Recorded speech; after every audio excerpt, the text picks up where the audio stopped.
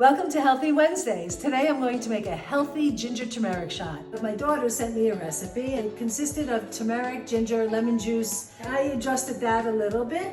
What we did is we cut up fresh ginger. I was going to use the powder, but I happened to actually see fresh turmeric at the fruit and vegetable store, and I never even knew what it looked like. This is it. After you cut up the ginger and the turmeric, I put it into the small blender.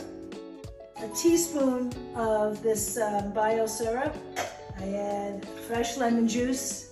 So I blend it for a good couple of minutes, I think. And I'm going to taste it with a fresh spoon. That's pretty good. Okay, then we strain it like that, but we scrape everything out and squish it down to get every last juice, every last morsel. And here's the final product. That's about how much it makes from what you saw. The turmeric stains, so you just want to make sure you put it into a jar that you don't mind that gets stained.